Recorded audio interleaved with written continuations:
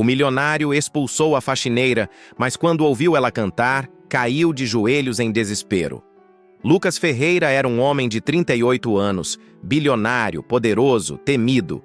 Para o mundo ele tinha tudo: mansões em 3 continentes, uma empresa de tecnologia que valia bilhões, e um nome que inspirava respeito, ou medo. Mas por dentro, Lucas estava em ruínas. Ele já não sentia nada, não se emocionava, não se envolvia, dormia mal, acordava cedo demais e sentia que, apesar de ter vencido na vida, havia perdido algo que ele nem sabia nomear. Foi nesse vazio que tudo aconteceu. Clara dos Santos, 27 anos, era apenas uma funcionária da limpeza, uma entre tantas que mantinham a imensa mansão de Lucas funcionando como um relógio. Tinha olhos castanhos intensos, cabelo amarrado com simplicidade e um ar de quem já enfrentou mais dor do que deveria. Trabalhava em silêncio, nunca reclamava e sempre cumpria sua jornada com dignidade. Ninguém sabia que, quando sozinha, ela cantava para si mesma como forma de consolo. Canções que aprendeu ainda menina, quando morava no interior com a mãe doente e um pai ausente. Naquela tarde abafada de terça-feira, Lucas estava especialmente irritado. Uma fusão importante com uma empresa alemã havia sido cancelada, e seu sócio o culpava por não saber lidar com pessoas. Irritado, pegou uma garrafa de uísque e desceu para a sala principal. Clara, distraída limpando o chão de mármore branco, cantarolava baixinho uma melodia suave, sem perceber a presença do patrão. A música era doce, melancólica e ecoava pela acústica da sala como uma oração. Lucas, de mau humor, nem parou para ouvir. "Cale essa boca! Aqui não é lugar de show! Você está despedida!" gritou com frieza. Clara empalideceu. A voz falhou. Seu corpo congelou por um instante. Ela não respondeu. Apenas abaixou a cabeça, recolheu seus panos e saiu pela porta lateral, onde a van da limpeza ainda esperava. Não chorou. Era acostumada a ser descartada. O que ela não sabia era que, ao sair, havia deixado algo no ar. Algo que começava a desmoronar a couraça de Lucas. Sozinho na sala, Lucas se sentou, ainda irritado, mas logo um eco suave invadiu seus pensamentos. A voz, aquela voz. Por que aquilo ainda ecoava? Ele não lembrava da melodia, mas a emoção sim. Uma nostalgia antiga.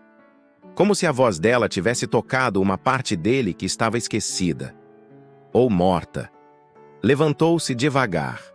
O silêncio agora pesava mais do que o grito que havia dado. Foi até a varanda e a viu à distância, sentada na calçada da mansão, abraçada aos próprios joelhos. Não chorava, apenas cantarolava baixo. Lucas ficou parado ali, imóvel, olhando. Aos poucos, se deu conta de que aquela mulher, que ele nunca havia notado, possuía algo que ele havia perdido: pureza, sentimento, humanidade. E ali, naquela calçada, a música dela soava como uma súplica. Não para ele, mas para o mundo. Começou a andar até ela, mas parou no meio do jardim. Quem ele era para falar com ela agora? Tinha acabado de humilhá-la. Ele, o homem acostumado a dar ordens, pela primeira vez se sentia pequeno. Fraco, de joelhos, não fisicamente, mas por dentro. Voltou para dentro da mansão e se trancou no escritório. Pegou um gravador e começou a falar como fazia em sessões de terapia. Hoje ouvi uma mulher cantar. Não sei quem ela é, mas, pela primeira vez em anos, eu senti. Enquanto isso, Clara chegou em casa. Uma pensão simples no bairro Santa Teresa. Abriu a janela, tirou os sapatos e começou a escrever em seu caderno velho. Era assim que sobrevivia aos dias difíceis, com versos, letras e melodias que jamais ninguém ouvira, até hoje. Naquela noite sonhou com sua mãe, falecida quando Clara tinha apenas 14 anos. A mãe dizia: "Filha, às vezes o mundo te joga fora, porque tem medo do seu brilho." Na manhã seguinte algo aconteceu. Lucas, que jamais se desculpava com ninguém, apareceu no setor de limpeza da empresa. Perguntou por Clara. Os colegas ficaram em choque. Ninguém jamais vira o patrão pisar naquele corredor. Quando disseram que ela não estava mais contratada, ele respondeu: "Me passe o endereço dela, agora." E foi ele mesmo até a pensão simples onde Clara morava. Sem seguranças, sem motorista, apenas com o coração pesado. Clara se assustou ao vê-lo na porta. "Vim pedir desculpas", ele disse. Ela arregalou os olhos, sem acreditar. Ele continuou: "Ontem eu não percebi, mas sua voz, sua música, me fez sentir coisas que eu não lembrava que existiam." Clara permaneceu em silêncio. Lucas então se ajoelhou ali mesmo, na calçada da pensão. "Você pode não entender, mas ouvir você cantar foi como respirar depois de anos preso embaixo d'água." Ela engoliu seco. Não era fácil acreditar em gestos vindos de gente rica, mas havia sinceridade nos olhos dele. E pela primeira vez em muito tempo, Clara sorriu. Não por orgulho, mas por ver que até as almas mais duras podiam, um dia, se partir ao meio e renascer. Ela o convidou para entrar e, naquele momento, os dois não sabiam, mas estavam prestes a começar uma jornada que mudaria tudo. Para sempre. O cheiro de café coado preenchia a pequena cozinha da pensão, enquanto Clara observava Lucas sentado à sua frente, um bilionário desconfortável em meio a paredes descascadas e móveis antigos. Ela não sabia exatamente por que o deixara entrar, talvez porque em seus olhos havia algo partido. E Clara sabia reconhecer pessoas quebradas. Afinal, ela também era uma. Lucas apertava a xícara com força, como se precisasse se agarrar a algo real naquele momento. "Eu não sou assim. Ou talvez seja. Eu me tornei isso. Um homem que grita, que não escuta, que manda embora a única coisa bonita que ouvi em anos." Desabafou ele. Clara o observava em silêncio, surpresa com aquela vulnerabilidade. "A música que você cantava... Meu pai colocava essa canção no rádio quando eu era criança, antes de tudo dar errado." "Eu só canto quando estou triste", respondeu ela com honestidade. Ontem era um dia desses. E ficou claro para ambos que haviam se reconhecido na dor. Clara contou sobre sua infância no interior da Bahia, da mãe que morreu de câncer quando ela tinha 14 anos, do irmão que ela sustentava com aquele trabalho de limpeza. E sem perceber, Lucas começou a contar sobre a mãe ausente, o pai frio, o casamento fracassado que terminou há 5 anos, quando perdeu um filho em um aborto espontâneo. Algo que nunca superou.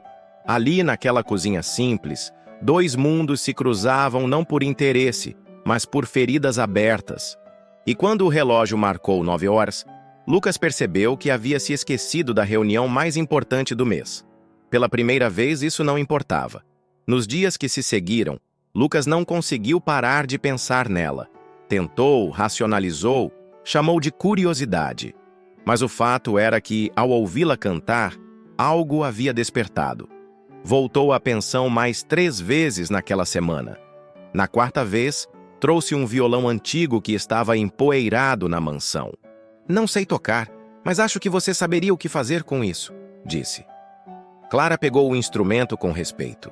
Era como reencontrar uma parte esquecida de si. Lucas, que nunca havia se emocionado com arte, sentou-se e apenas ouviu. A voz dela preenchia o espaço como se abençoasse cada canto da casa. A música que Clara cantava não era só melodia, era desabafo, era esperança, era sobrevivência. E ao final da 3ª canção, ele estava com os olhos marejados. "Por que você nunca cantou profissionalmente?", perguntou ele. Clara sorriu com tristeza.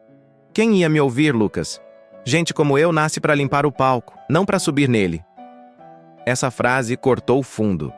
Lucas, acostumado a decidir quem tinha ou não valor, sentiu-se exposto.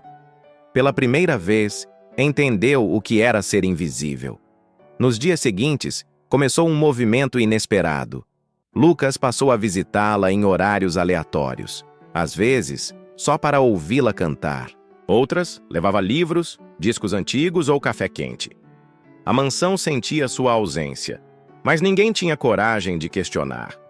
O homem frio e implacável agora passava horas com uma faxineira, ouvindo músicas que ninguém conhecia. E com o tempo, algo mais aconteceu.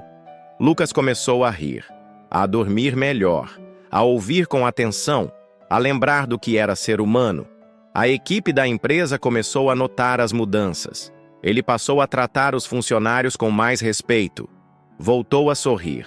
Alguns diziam que ele estava doente, outros apostavam que era amor. Ele, no fundo, sabia. Era cura. Mas nem tudo era leve. Clara lutava com seus próprios limites. Recebia críticas da dona da pensão que desconfiava de suas amizades ricas. Sentia culpa por gostar daquele homem que um dia a humilhou. E temia. Temia que tudo não passasse de uma curiosidade temporária, que ele enjoasse, que desaparecesse. Foi então que Lucas a convidou para jantar. Não num restaurante, aqui mesmo. Eu trago tudo, disse. E trouxe. Velas, comida feita por um chefe e até flores. Clara nunca havia vivido algo assim. E naquela noite, ela cantou para ele como nunca antes. A canção falava de um menino triste que sonhava em voar, mas só conseguia correr. Lucas chorou. Chorou sem vergonha, porque aquele menino era ele. Depois do jantar, ele segurou sua mão. Você pode me achar louco, mas eu queria que você gravasse um disco. Clara ficou sem palavras. Eu tenho um selo musical parado, criado só para agradar investidores. Nunca usei. Quero usá-lo agora. Quero que o mundo ouça o que eu ouvi. Mas Clara hesitou. Tinha medo de ser usada, de virar um experimento. E ele percebeu. Não vou te prometer nada além da verdade. Eu não sei quem eu sou direito, Clara. Mas sei que quando você canta, eu me encontro. E naquela frase havia mais do que um projeto. Havia um pedido de ajuda. Clara, com o coração acelerado, não respondeu na hora, mas algo dentro dela dizia que aquela história ainda estava só começando. No fim da noite, quando Lucas foi embora, Clara abriu seu caderno e escreveu uma nova música. O título? Quando Alguém Me Ouviu. Ela não sabia, mas aquela canção mudaria tudo. Clara estava inquieta. A música que escrevera na noite anterior parecia carregar um peso especial, como se cada palavra fosse costurada com lembranças que por anos ela tentou esquecer. Passou a manhã sentada na varanda da pensão, com o violão no colo e o coração em conflito. Aceitar a proposta de Lucas significava atravessar uma fronteira invisível, deixar de ser invisível. Enquanto isso, Lucas, em sua mansão silenciosa, ouvia pela 10ª vez o áudio que gravou escondido do último ensaio de Clara. A música ecoava como um chamado. Pela primeira vez em anos, ele sentia que havia propósito em algo além dos números e contratos. Chamou sua equipe e, sem dar detalhes, pediu que preparassem o estúdio do selo musical abandonado. Quero que ele respire de novo. E rápido, disse. À tarde, ele voltou à pensão. Clara o esperava no portão, com os olhos cansados, mas decididos. Aceito, mas quero fazer do meu jeito, sem maquiagem, sem figurino, sem moldar minha voz. Quero cantar do meu coração como sempre fiz. Lucas sorriu. É tudo o que eu quero ouvir. E ela completou. Mas não vou deixar meu trabalho de faxineira. Pelo menos não por enquanto. Ele não entendeu. Porque ainda é a única coisa que me mantém com os pés no chão, explicou. Nos dias seguintes, as gravações começaram. O estúdio, embora equipado, parecia adormecido. Clara foi a faísca que trouxe vida ao espaço. Gravou as músicas em sessões curtas, preferindo a espontaneidade ao perfeccionismo. Cada canção era uma história, sobre perdas, infância, fé e renúncia. Lucas assistia tudo em silêncio, cada vez mais tocado pela alma por trás da voz. Aos poucos, os técnicos e produtores começaram a comentar. Nunca vi nada assim, disse um. Ela canta com o sangue, comentou outro. E sem perceber, o nome de Clara começou a circular. Primeiro em sussurros, depois em redes sociais. Um pequeno vídeo vazado da gravação chegou a um influenciador musical que compartilhou com a legenda: "Ela veio da faxina, mas canta como se lavasse a alma do mundo." A repercussão foi explosiva. Em menos de 48 horas, o vídeo tinha 3 milhões de visualizações. Clara, que ainda limpava os corredores da empresa de Lucas nas madrugadas, começou a ser reconhecida. Mas não era a fama o que a movia. Era a chance de dizer ao mundo que existia, que pessoas como ela também tinham voz. Lucas, no entanto, enfrentava pressões. O conselho da empresa soube do caso com a faxineira e iniciou uma investigação interna. Alguns diretores ameaçavam deixar a firma. Um dos sócios disse: "Você está destruindo sua reputação por uma mulher que nem ensino médio completo tem." Mas Lucas já não era o mesmo. "Não me importo com reputação, me importo com verdade." Clara soube das críticas e tentou se afastar. "Não quero ser um fardo para você, Lucas." Ele segurou sua mão com firmeza. "Você não é um fardo.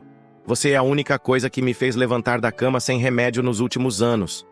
E ela, em silêncio, entendeu o peso daquele gesto. O álbum ficou pronto em menos de 2 meses. Intitulado Notas de Silêncio, trazia 10 faixas cruas, emocionais, gravadas com voz e violão. Lucas decidiu lançá-lo de forma independente, sem campanha, sem mídia comprada. Queria que as pessoas ouvissem sem filtro. E ouviram. Em 3 dias, o disco estava entre os mais baixados da plataforma.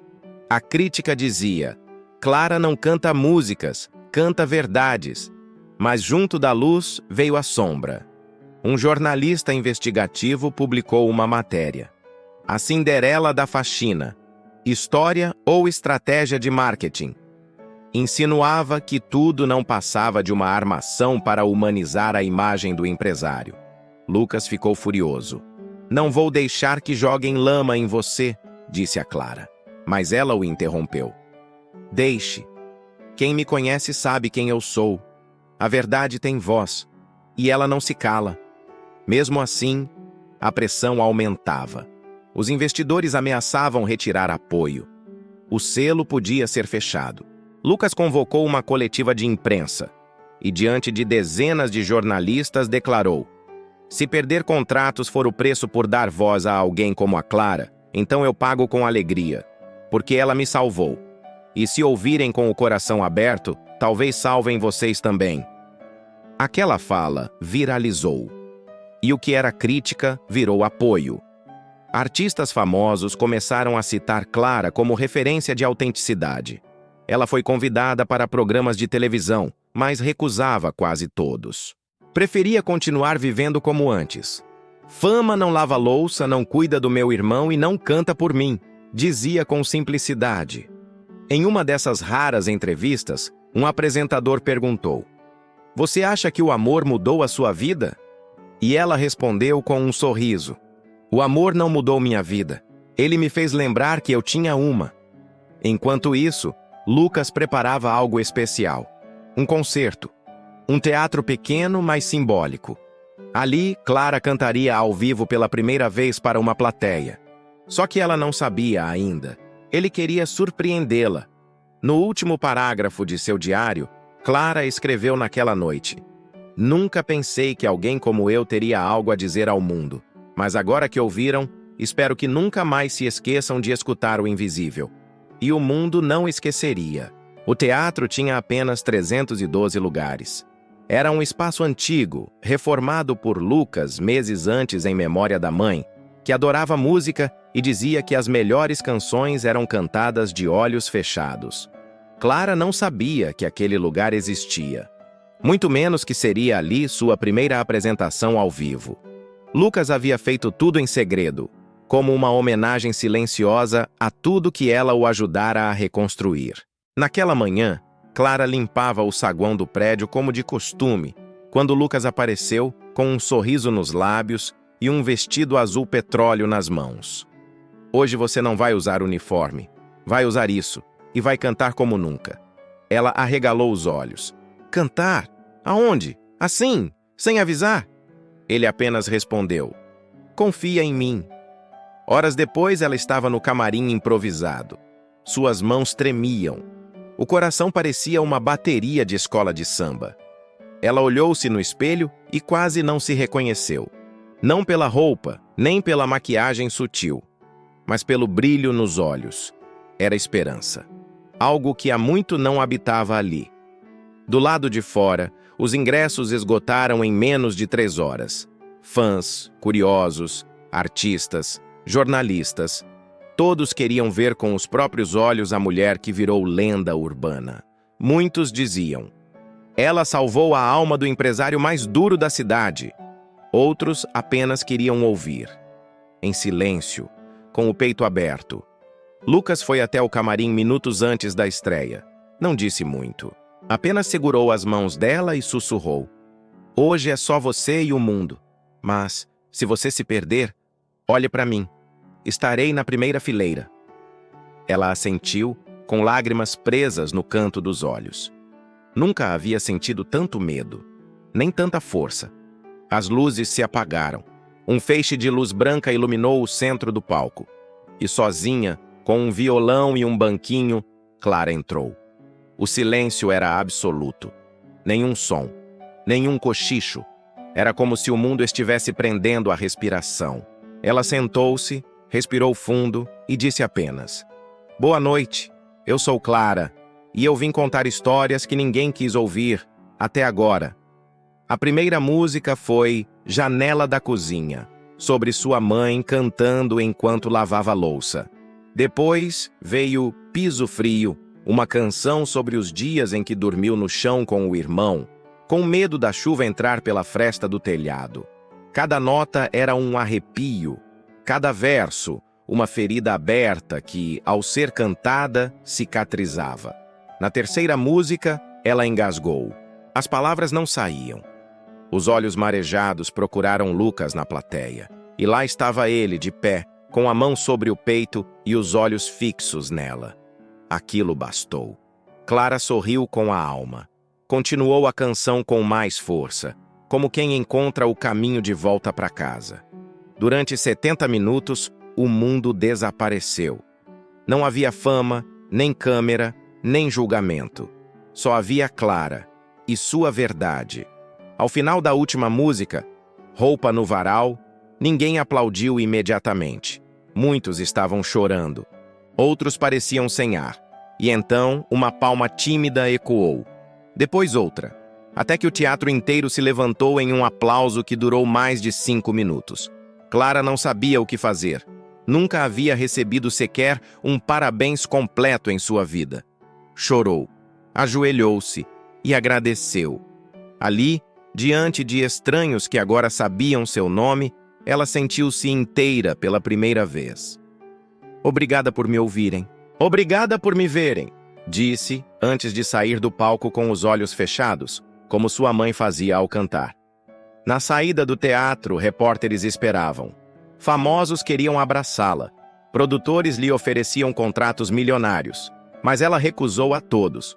Voltou para a casa de metrô com o irmão dormindo no ombro e o violão nas costas. Era como se nada tivesse mudado. E ao mesmo tempo tudo tivesse. Lucas, por sua vez, teve uma noite diferente. Ao voltar para casa, encontrou na portaria um envelope sem remetente. Dentro havia uma carta. Reconheceu a caligrafia na hora. Era de Ana, sua ex-esposa, que havia desaparecido do mapa após o divórcio conturbado. Vi a apresentação dela, e pela primeira vez entendi o que você sentiu quando eu fui embora. Clara tem algo que eu nunca tive. Verdade. Cuide dela, mas não a engula com o seu mundo. Ela é luz, e luz não cabe em caixas. Aquela carta sacudiu algo em Lucas. Pela manhã, ele chamou Clara para conversar. Preciso te pedir algo, disse. Ela, ainda sonolenta, apenas sorriu. Diga. Ele então revelou. Quero que você seja livre. Sei que muitos te querem agora, e eu também. Mas não quero ser mais um a te prender. Se quiser seguir sem mim, Vou entender. Clara ficou em silêncio por um longo tempo. Depois, olhou nos olhos dele e respondeu: Eu sou livre, mas escolho ficar, porque foi com você que voltei a acreditar que minha voz podia ser ouvida. E isso, ninguém nunca me deu.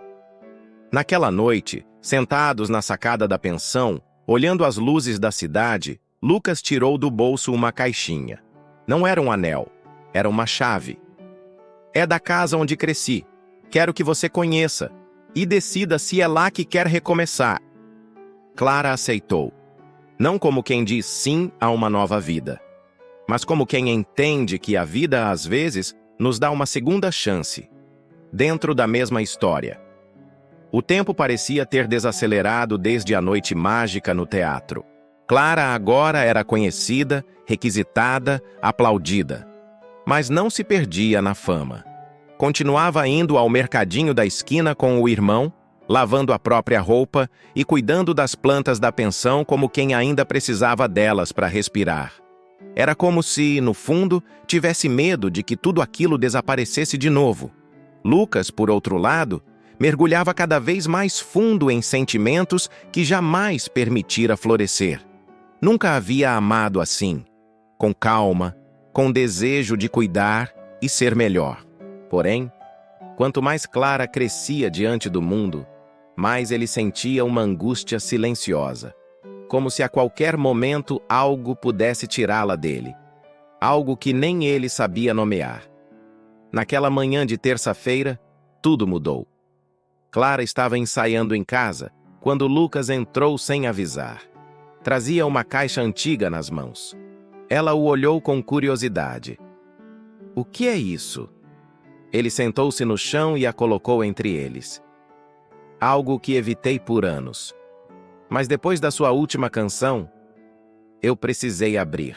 Dentro da caixa estavam fotos antigas, cartas, documentos e um envelope amarelado com a inscrição: Para quando o coração estiver pronto. Era da mãe de Lucas. Clara se emocionou só de ver a caligrafia. Você nunca falou muito dela, disse. Ele assentiu, porque doía demais lembrar que não fui suficiente para ela ficar. Ela foi embora quando eu tinha 9 anos. Disseram que era depressão, mas sempre achei que havia algo mais. Com mãos trêmulas, Clara abriu o envelope. Dentro, havia uma carta e uma partitura. Ela leu em voz alta. A carta falava de saudade, de amor e de música. Meu filho, talvez um dia você ouça essa melodia de novo. E nesse dia saberá que o amor sempre encontra uma forma de voltar. Clara ficou em choque. Aquela melodia, ela conhecia. Tocou a partitura no piano da sala. Lentamente. Cada nota trazia arrepios. Era uma das músicas que cantava desde pequena. Sua mãe lhe ensinara quando ela tinha 7 anos. Uma canção de ninar que, segundo sua mãe, vinha de uma antiga amiga distante. Lucas caiu de joelhos. Não pode ser. Clara parou de tocar. Lucas, o que isso significa? Ele a encarou como se visse um fantasma. Minha mãe, ela ensinou essa música para você? Clara assentiu, com os olhos cheios de lágrimas. Minha mãe dizia que aprendeu de uma mulher chamada Teresa, que foi como uma irmã para ela, mas que desapareceu um dia e deixou essa canção como lembrança. Lucas ficou em silêncio por longos segundos. Depois pegou uma foto da caixa e mostrou a Clara. Essa é minha mãe, Teresa. Clara cobriu a boca com as mãos. Era a mesma mulher da foto antiga que sua mãe guardava no armário, ao lado de uma medalhinha de prata. Então, sua mãe e a minha se conheciam. A revelação foi um terremoto em ambos. Algo os unia antes mesmo de saberem que existiam. Aquilo explicava a conexão intensa, inexplicável, quase ancestral entre os dois. Mas não era só isso. Lucas parecia inquieto, como se soubesse de algo que ainda não podia dizer. Clara notou. Você está me escondendo alguma coisa? Ele hesitou. Depois levantou-se e foi até o quarto. Voltou com um envelope lacrado, timbrado com o nome de um hospital. Há 2 semanas eu pedi um exame de DNA. Quando soube que sua mãe se chamava Marta e que ela viveu perto do orfanato onde fui deixado por um tempo, algo me disse para investigar. Clara pegou o envelope. Suas mãos tremiam. Você está dizendo que... E Lucas assentiu. É possível que sejamos irmãos. O chão pareceu sumir debaixo dos pés dela. A mente girava. O coração batia como um tambor. Tudo o que viveram, tudo o que sentiam. Agora era uma dúvida cruel. Ela correu para o quarto e trancou a porta. Chorou como não fazia há anos. Era impossível. Não podia ser verdade. O amor mais puro que conhecera. Agora podia ser um erro. Do outro lado da porta, Lucas também chorava. Não por arrependimento, mas por medo. Medo de que o destino tivesse sido cruel demais ao uni-los apenas para separá-los de forma devastadora. Horas depois, Clara saiu do quarto, silenciosa, com os olhos vermelhos. Eu preciso saber a verdade, seja qual for. Lucas entregou o envelope. Se você quiser, podemos abrir juntos. Ela balançou a cabeça. Não. Se for para doer, que doa sozinha. Entrou no quarto outra vez. Fechou a porta. Abriu o envelope. Lá dentro, uma folha. Clara leu com dificuldade. Mas, ao fim da leitura, caiu de joelhos. As palavras dançavam em sua mente. Não há vínculo genético entre os indivíduos testados. Ela chorou, de alívio, de dor, de tudo ao mesmo tempo. Saiu correndo e encontrou Lucas no corredor. Não somos irmãos! Gritou, antes de abraçá-lo com força. Eles ficaram ali, entre o riso e o choro, por longos minutos. O mundo parecia ter parado de girar. Mas algo mudara para sempre. Agora sabiam que estavam conectados por algo mais forte do que sangue. Por memórias compartilhadas, por histórias cruzadas, por músicas que sobrevivem ao tempo e ao silêncio. Naquela noite, Clara escreveu uma nova canção, chamada Dois Mundos, Uma Voz. Era sobre encontros improváveis, sobre dores antigas que se curam quando alguém nos vê por inteiro, e principalmente sobre acreditar que até os maiores erros do destino podem se transformar em milagres. A música Dois Mundos, Uma Voz se espalhou como um sussurro doce e avassalador nas redes sociais. Em uma semana, já somava milhões de visualizações. Clara se tornara, sem planejar, um símbolo de superação, verdade e arte. Pessoas de diferentes idades choravam ouvindo a letra, tocadas pela emoção crua que saía de sua alma. Mas ela não se importava com os números. Seu mundo ainda girava em torno de um só olhar. Lucas estava diferente. Mais calado, mais introspectivo. Embora o exame de DNA tivesse dissipado o maior dos medos, ele agora enfrentava outro. O de perder Clara para o mundo. Vê-la brilhar era um orgulho profundo, mas também o lembrava de seus próprios fantasmas, do quanto por anos destruiu com palavras tudo o que hoje admirava nela. Certa noite, Clara entrou no escritório da produtora e o encontrou sozinho, ouvindo sua canção. Ele não percebeu que ela estava ali. Chorava baixinho, quase envergonhado. Você me ensinou a sentir, Clara, mas agora não sei mais como lidar com tudo isso. Ela se aproximou, ajoelhou-se ao lado dele e segurou sua mão. Eu também tenho medo, mas se a gente não pular junto, nunca vai saber se o amor pode mesmo nos segurar. Foi ali, sem plateia, sem maquiagem, sem espetáculo, que Lucas a beijou pela primeira vez com o coração limpo. Um beijo de recomeço, de entrega.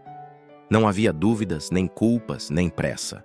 Apenas a certeza de que, apesar de tudo, eles pertenciam um ao outro. Nos dias seguintes, Lucas passou a acompanhá-la nos ensaios, nos shows, nas entrevistas, mas sempre nos bastidores. Queria vê-la voar, sem ser a sombra que antes tentava apagar seu brilho. Clara notava isso, e aquilo a fazia amá-lo ainda mais. Ele agora era seu porto seguro, não sua âncora. Foi durante uma visita ao hospital infantil, onde Clara cantava para crianças com câncer, que ela recebeu uma notícia que abalaria seus alicerces. Uma enfermeira se aproximou emocionada e disse: "Você é a filha de Marta Souza, não é?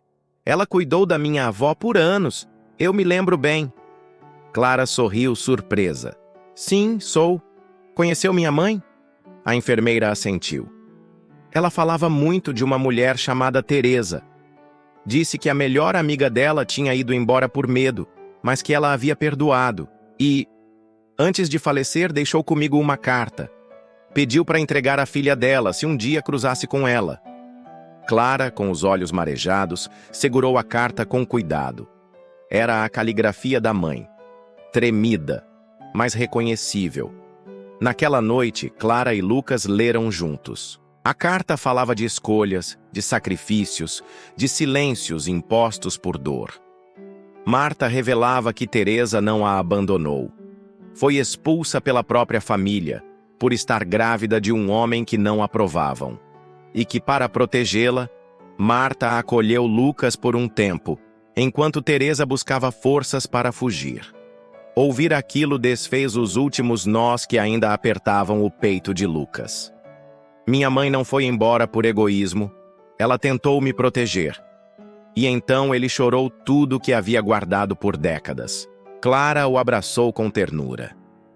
Nossas mães foram unidas por dor, mas também por amor. Agora cabe a nós continuar essa história com esperança. Era como se de repente tudo fizesse sentido. O passado deixava de ser um fardo para se tornar base. As feridas cicatrizavam. Os medos, embora ainda presentes, já não comandavam. Lucas voltou a compor, inspirado por Clara. E ela, por sua vez, passou a incluir canções inéditas dele em seus shows. O público se emocionava com cada verso, sem saber que eram cartas silenciosas entre dois corações que finalmente falavam a mesma língua. Certa tarde, Lucas levou Clara até um campo aberto, onde o céu parecia mais azul que o normal. Montaram um pequeno palco improvisado cercado de girassóis. Esse foi o lugar onde toquei pela primeira vez, quando tinha 16 anos. Sozinho, sem ninguém na plateia. Hoje, quero tocar de novo, para você. Clara sentou-se na grama, encantada. Lucas pegou o violão e começou a cantar uma melodia que ainda não existia no mundo. A canção falava de recomeços, de cicatrizes, de amores que resistem. E ao final, ele se ajoelhou diante dela, não com uma aliança, mas com um papel em mãos. Esse é o contrato da produtora. Estou te dando 100% da empresa. Você é o futuro da música. Eu sou apenas alguém que teve a sorte de cruzar seu caminho. Clara segurou o papel e o rasgou em 4 partes. Eu não te amo por contratos. Eu te amo porque você foi corajoso o bastante para se transformar. Eles se abraçaram forte, como se o mundo inteiro coubesse ali, naquele instante. O sol começava a se pôr, tingindo o céu de dourado. Era como se o universo abençoasse aquela união com um espetáculo silencioso e eterno. Naquela noite, sem grandes anúncios, sem postagens, sem multidão, Clara e Lucas decidiram viver juntos. Não sabiam por quanto tempo, nem com quais desafios, mas sabiam que era real, que era verdadeiro e que valia a pena. O destino, que antes parecera tão cruel, agora se mostrava como um autor cuidadoso. Havia demorado, havia testado, havia feito doer, mas no final, entregaram um roteiro que só o amor poderia escrever. Era o aniversário de Clara. Ela completava 27 anos. Lucas organizara um evento surpresa, um concerto beneficente em homenagem à mãe dela, Marta, e à mãe dele, Teresa, com renda revertida para mulheres artistas em situação de vulnerabilidade. O local?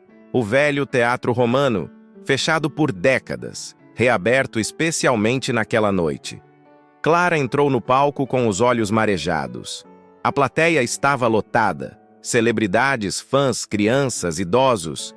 Mas o que mais tocava seu coração era ver os rostos comuns, de gente simples, como ela fora. Gente que acreditava que sonhos são possíveis, mesmo quando o mundo tenta nos convencer do contrário. Ela pegou o microfone, respirou fundo e contou sem pressa sua história. Cada queda, cada humilhação, cada lágrima no chão frio do camarim. E então falou dele. Lucas me viu primeiro como ninguém. Depois me perdeu por dentro. E quando teve a chance de me ouvir de verdade, caiu de joelhos, não por vergonha, mas por amor. Aplausos tomaram o teatro, mas algo ainda estava por vir. Clara anunciou uma canção inédita. Essa música não estará em nenhum disco, não será lançada em plataformas. Ela existe só para hoje. É a nossa despedida do passado. Ela olhou para Lucas, sentado na primeira fileira, e ele entendeu. A canção começou suave. Era como se Marta e Teresa cantassem juntas com ela. A letra falava de reencontros, de perdão, de raízes que sustentam asas. E ao final da música, ela olhou diretamente para Lucas e sussurrou no microfone. Eu estou grávida. O teatro congelou. Lucas levou a mão à boca, completamente tomado pela emoção. Chorava como nunca. O público também. O mundo parecia ter parado para aquele instante.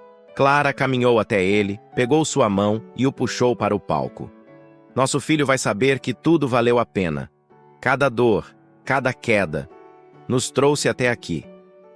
Naquela mesma noite, as imagens rodaram o planeta. A faxineira que virou estrela agora era também símbolo de uma nova geração. Aquela que transforma trauma em arte, rejeição em potência, silêncio em canto.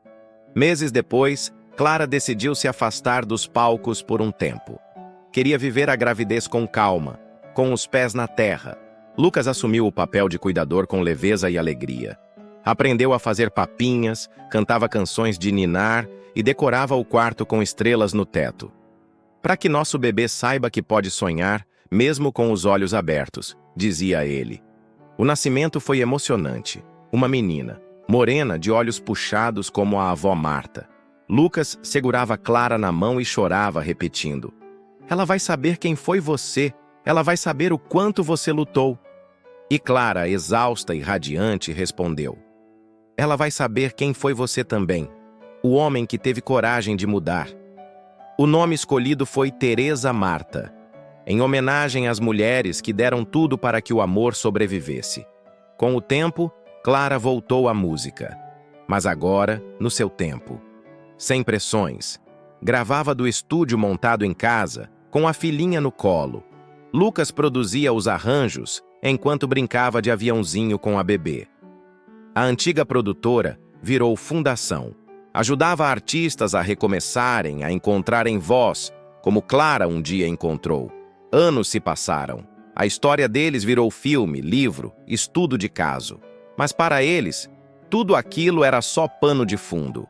O verdadeiro espetáculo acontecia nas manhãs comuns, nas tardes com cheiro de bolo, nas noites de colo e canções de ninar.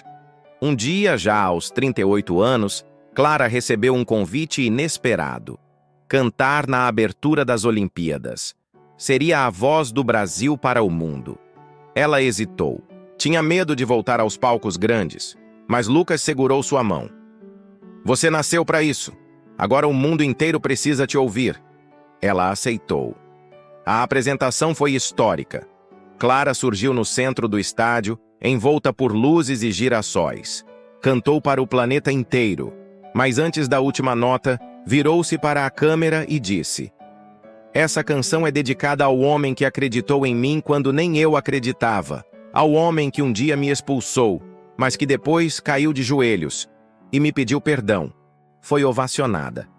Na saída do estádio, Lucas a esperava com Teresa Marta no colo. As 3 gerações se abraçaram, e o mundo inteiro, mesmo sem saber, chorou com eles. Ali, sob os flashes e câmeras, eles provaram que finais felizes existem, mas não são fáceis. Eles nascem do caos, da dor, do arrependimento e da coragem de recomeçar, porque no fim a verdadeira música era o amor.